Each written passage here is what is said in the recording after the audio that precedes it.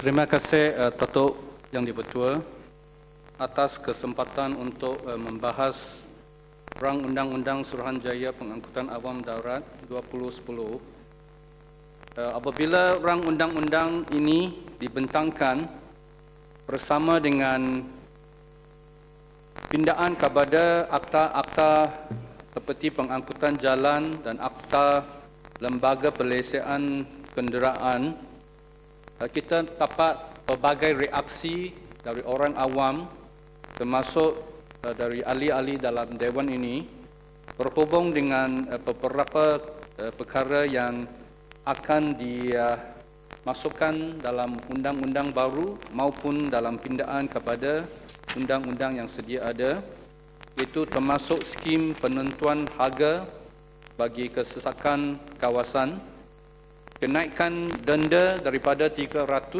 kepada 1,000 sehingga dalam akhbar SPRM dikatakan dengan kenaikan sehingga 1,000 denda itu, ini akan membuka peluang kepada amalan rasuah mungkin, sebab orang yang salah mungkin tak mau membayar 1,000 dan mungkin nak menawarkan kurang dari itu untuk dilepaskan daripada kesalahan itu. Sehingga BBC pun mengemukakan memorandum kepada Menteri dalam Jabatan Perdana Menteri, dan mengikut laporan online pada petang ini, Menteri dari Padang Rengas dipetik untuk menyatakan bahawa pindaan dalam Akta Pengangkutan Jalan yang membabitkan kenaikan denda kepada RM1,000 itu ditarik balik. Itu saya pun tak tahu sama ada ini satu berita baik atau satu berita buruk. Sebab saya rasa apabila Menteri membentangkan, dia menaruh harapan bahawa melalui Suruhanjaya ini dan pindaan-pindaan kepada akta-akta yang bersangkut paut, consequential amendments dan sebagainya, ini akan membawa satu transformasi kepada pengangkutan awam di negara ini. Jadi saya rasa reaksi-reaksi yang saya menyatakan tadi menunjukkan masih ramai yang tidak memahami tujuan dan hasrat pihak kerajaan membentangkan SPAT ini.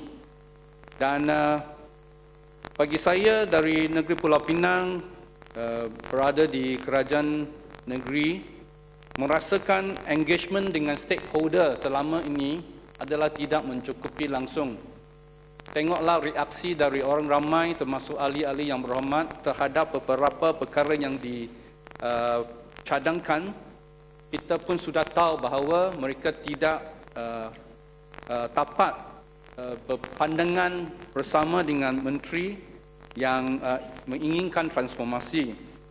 Sebab SPAT ini sudah dihebohkan selama 2 tahun, tetapi di peringkat kerajaan negeri, melainkan pegawai BPT dijemput untuk taklimat 1-2 kali mungkin, langsung tak ada engagement dari bahagian yang dipertanggungjawabkan untuk mengubah SPAT dan undang-undang ini. Ini menunjukkan kalau tak ada engagement dengan stakeholder, kemungkinan besar apa rancangan tambahan pula rancangan yang bagus untuk menaikkan, menambah baikkan sistem pengangkutan awam, tetapi mungkin tidak popular kerana perlu membayar denda-denda ataupun membayar fee-fee tertentu ataupun mengubah minda mereka, meminda cara hidup mereka, ia akan dapat reaksi yang hebat, reaksi negatif. Jadi saya berharap engagement dengan stakeholders dan kesedaran, kempen kesedaran perlulah diberi perhatian oleh pihak kerajaan pusat. Datuk Yang Di-Pertua, saya ingin menyentuh kepada fasal 5 keangkutaan Suruhanjaya, di mana dalam beberapa fasal pun ada menyentuh tentang entiti kerajaan, iaitu entiti kerajaan termasuk pihak berkuasa negeri, pihak berkuasa tempatan dan juga badan-badan dan majlis-majlis yang mungkin ditubuhkan oleh pihak berkuasa negeri ataupun pihak berkuasa tempatan. Jadi saya menganggap bahawa keanggotaan Suruhanjaya walaupun tak ada engagement yang begitu hebat, ada baiknya seperti apa yang dikatakan oleh Macang, tak dapatlah kita mengketepikan peranan dan tanggungjawab pihak kerajaan negeri dan pihak berkuasa tempatan dalam perkara ini. Sebab kita boleh think global, kementerian boleh melakukan dasar-dasar secara global, tetapi act lokal. Pihak berkuasa tempatan, pihak berkuasa negeri adalah pihak yang perlu melaksanakan dasar-dasar ini di peringkat negeri dan pihak di tempat kawasan BBT.